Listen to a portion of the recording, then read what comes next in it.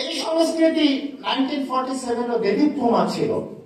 শের বাংলায় কে ফজলুল হক, শের সৈয়দ তারক দিয়ে সংস্কৃত করে ওখানে কিছু ওই যে ফেন্সিডিল মার্কা বুদ্ধিজীবী তারা 1947 একটা ফাসাদ সৃষ্টির মাধ্যমে তারা আলাদা হয়ে যায় এবং তখন এটা অনেক জটিল অধ্যায় অফ হিস্ট্রি। আমি সেটা 47 যে স্বাধীনতা সেটা ছিল কিন্তু তাওহীদের উপরে।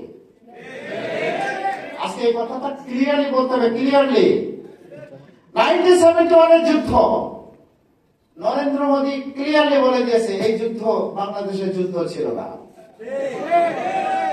আমাদের পররাষ্ট্রমন্ত্রী চান্স অফেন্সিভ, নম্র ভদ্র সভ্য, ভাজা মাছ উল্টিয়ে খেতে জানেন না।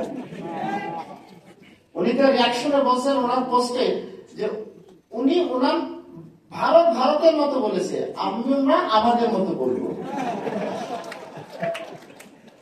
আমার দেশে 30 লক্ষ মানুষ যদি শহীদ হয়ে বাংলাদেশ স্বাধীন হয়, আমার স্বাধীনতা নিয়ে তুমি নরেন্দ্র মোদী পোস্ট দেওয়ার কে? এই কথা উনি জোর করে বলতে পারেনি, এই কথা আমাদের জোর করে বলতে হবে। আমি অনেক অনুরোধ করছি, পররাষ্ট্র সচিবকে অনুরোধ করছি, আবারও রেজাল্টটা দেওয়া উচিত, তার বিরুদ্ধে মামলা করা উচিত, ভারতের অ্যাম্বাসেডরকে ডাকা উচিত। This is an integral part of our independence. আমরা ক্ষমা করতে পারি না। তো বলছিলাম চেতনা, 71 চেতনা, Bengali nationalism again was founded on our cultural belief.